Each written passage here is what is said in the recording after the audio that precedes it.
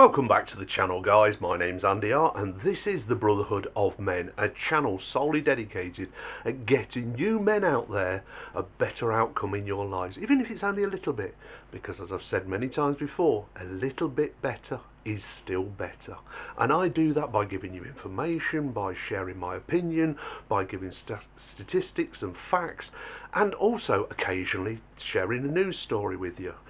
Now today I want to talk to you about what I've mentioned in several videos before about being a good teacher and being a bad teacher. And it's about using your mind to think with. And I'm going to do that by today talking about Humpty Dumpty.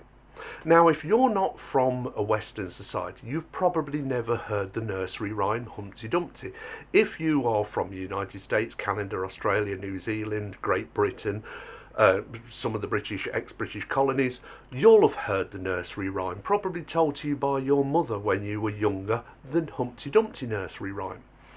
If you haven't, I'm going to say it to you, and I'd like you to say it along with me, and also I'd like you to picture what it is that I'm saying. So it goes: Humpty Dumpty sat on a wall. Humpty Dumpty had a great fall. All the king's horses and all the king's men couldn't put Humpty together again. Now, when you heard that, you had a picture in your mind, didn't you, of what Humpty Dumpty looks like? And I bet that picture was of an egg. Am I correct? Of course I am. Now, in that, when I spoke, you saw a picture of an egg, probably dressed as well as a man. He wore, checkered trousers and a three-piece suit, and he sat there with looking like a bold little funny shaped man with his legs sticking over the wall. And as I said it, you saw him sitting on the wall, you saw him fall off and shatter as an egg does when it hits the floor and you drop it, and you saw all the king's horses and all the king's men trying to put a shattered egg back together. All of that should be true. If it's not, please let me know in the comments down below, but that was the image you saw when I spoke that story. Now, I'm going to say it again. Humpty Dumpty sat on the wall. Humpty Dumpty had a great fall. All the king's horses and all the king's men couldn't put Humpty together again. What part of that story mentions eggs? But you all saw an egg. What part of that story, an egg being female, from the ovum, egg, ovum, female, had it dressed as a man? But you all saw it as a little funny shaped man-sized egg sat on a wall. And that's what you saw when I said that nursery rhyme and it broke on the floor. So why am I telling you this? For the simple reason your programming has made you think that all of that is correct. It's not. For a start, why would an egg be dressed as a man? An egg is female. Women are the ones that carry eggs, not men. Why was it dressed as an egg? To hide what the true story of that was about. You see, many hundreds of years ago, when Christianity started to spread through Europe and Great Britain, etc., the Franciscan monks used to go around and collect local folklore stories. And when they wrote them all down, they realised that these were really dirty stories. Because it was only the nobility who could read and write. The general masses, the great unwashed, the serfs, the peasantry, all they had was oral history.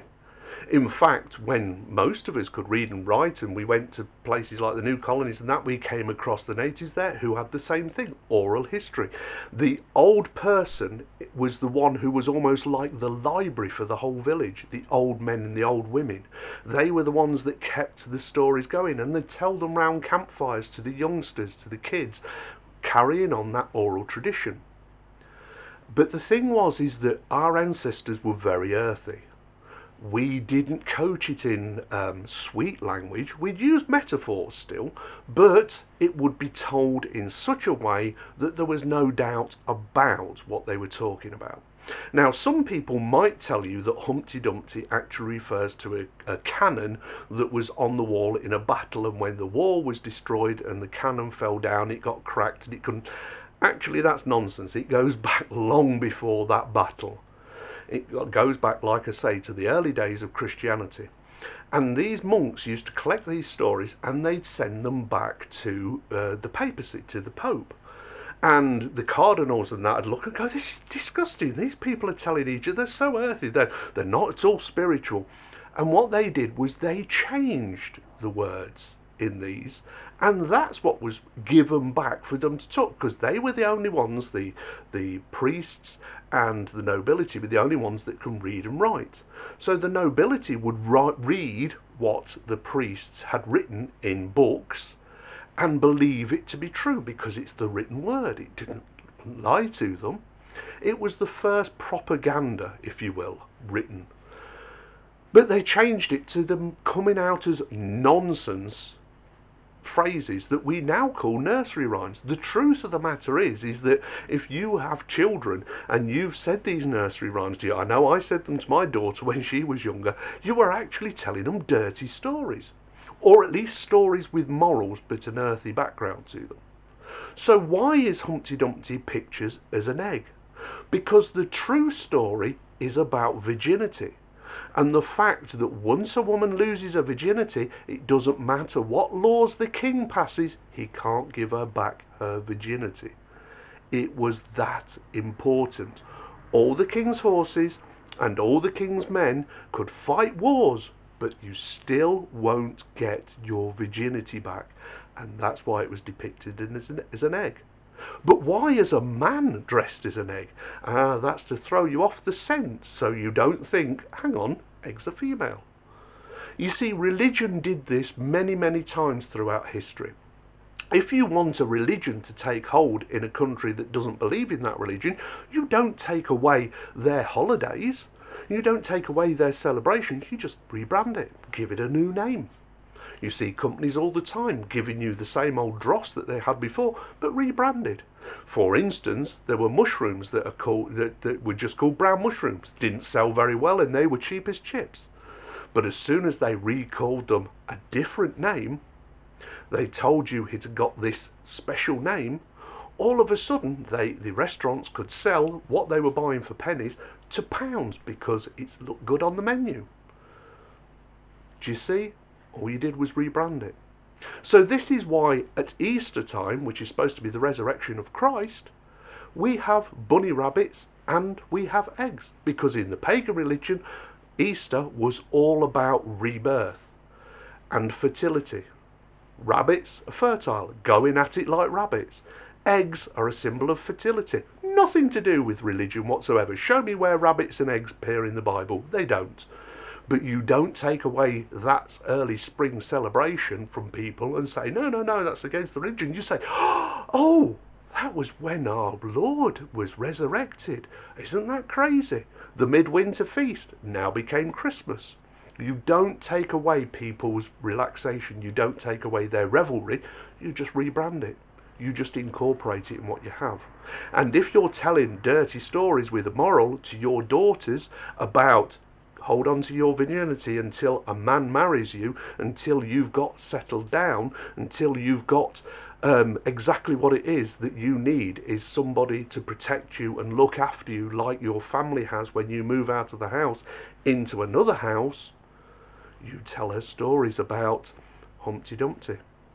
And once you crack an egg, you can't uncrack it. How many times have you heard? You can't make an omelette without cracking some eggs. You can't unscramble an egg. You've heard all of these things, all about eggs. Well, Humpty Dumpty that you tell your kids is a story telling them, watch and keep your virginity. Make it a precious thing. I have just shown you how to think, not what to think. I've just given you some information about how you've been lied to. It wasn't about anything important. It wasn't about how women don't seem to care about their virginity anymore and want to get rid of it as though it's like, it's a burden. None of that. I was just telling you a simple nursery rhyme story and where it actually came from.